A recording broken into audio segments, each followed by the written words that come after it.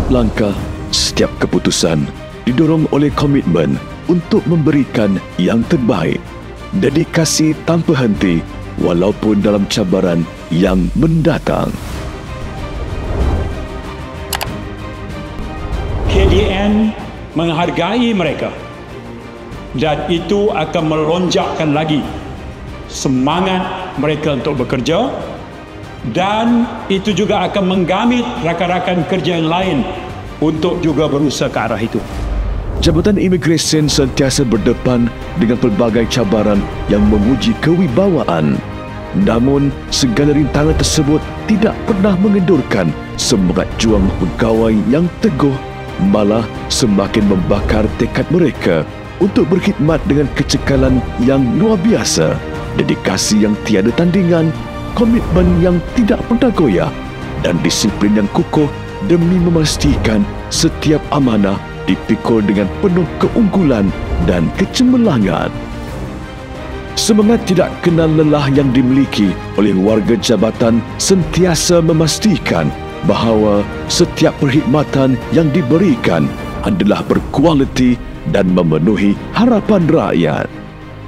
Hari ini, usaha yang tak terlihat, pengorbanan yang tak dihargai, dan dedikasi yang tak berbelah bagi dihargai.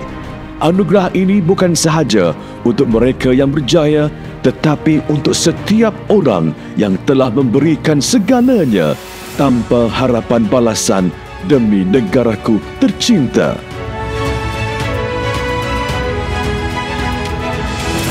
(1,226 pegawai dan kaki tangan dari pelbagai latar belakang dan lokasi di seluruh Malaysia.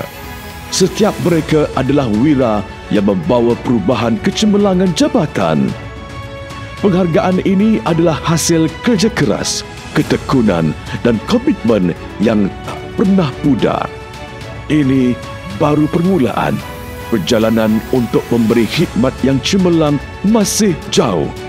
Dan hari ini kita teruskan dengan semangat yang baru untuk mencapai lebih banyak kejayaan. Komitmen dan dedikasi tanpa batas, terus berkhidmat dengan penuh cemerlang.